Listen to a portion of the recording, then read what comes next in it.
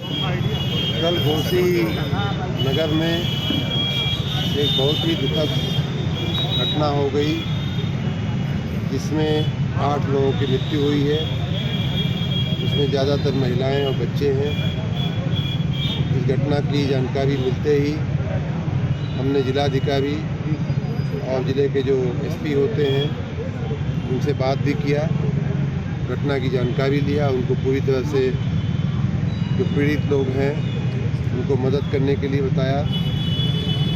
रात में फिर से जानकारी मिली कि मऊ में जो लोग सदर अस्पताल में भर्ती हैं उनके सिटी स्कैन होने में और पोस्टमार्टम होने में थोड़ा विलम्ब हो रहा था। उसमें भी हमने वहाँ के सीएमएस से बात किया, जिलाधिकारी से भी बात किया और रात में हुआ।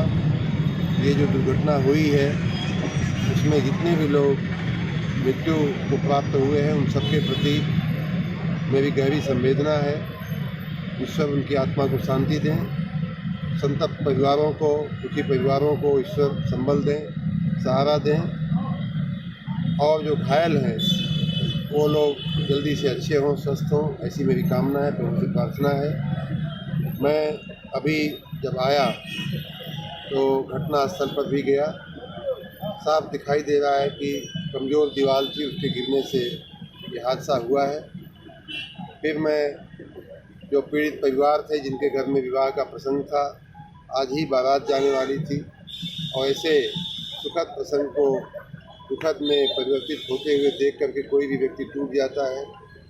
तो मैं ब्रजेश जी गुप्ता के घर भी गया था जिनके पुत्र की शादी थी, उनको मिला। फिर उनके बगल में अन्य लोग, विजय जी के घर भी गया जिनकी पत्नी का स्वर्गवास हुआ है। उसके बाद कुछ और परिवारों से भी मैं मिल करके उनको अपनी संवेदनाएं मैंने व्यक्त किया है।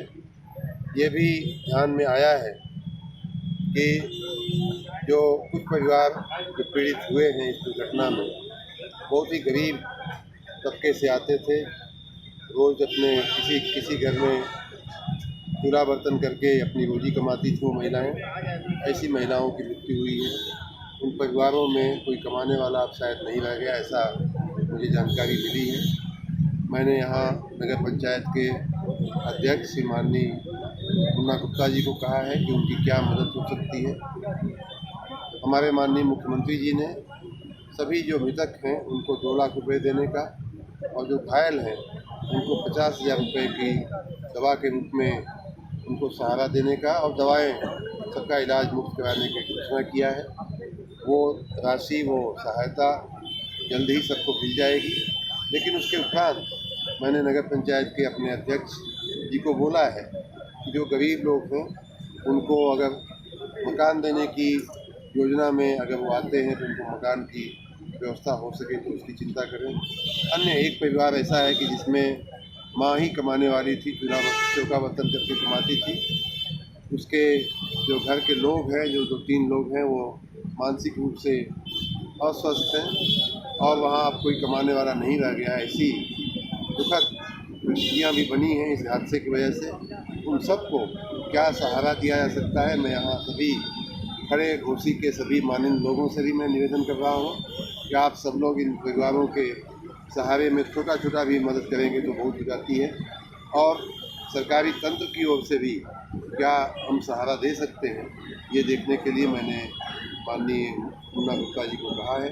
हम सब की ओर से हम सब का प्रयास रहेगा कि जीवन तो हम नहीं वापस कर सकते, लेकिन ज़िंदगियां जो हैं वो फिर से कैसे पटरी पे आवें, उसका हम पूरा प्रयास अवश्य करें। सर, कितने लोग की मौत हुई है, जानकारी लगी है? 8, कल तक 7 लोगों की मृत्यु हुई थी, उसमें 2 बच्चे और बाकी महिलाएं थी। आज बताया जा रहा है कि एक और महिला की मृत्यु हो गई है, तो कुल मिलाकर के 8 लोगों की मृत्यु हुई। सर, जिला अस्पताल में बड़ी लापरवाही, मैं वहाँ जा रहा हूँ, वहाँ लापरवाही जो भी होगी उसको देखा जाएगा। कल मैंने स्वयं वहाँ के मेडिकल सुपरिटेंडेंट से बात भी किया था। सिटी स्कैन मशीन को ऑपरेट करने वाला व्यक्ति शायद नहीं मिल रहा था, तो उसको हमने कहा कि आप उसको बुलवाइए।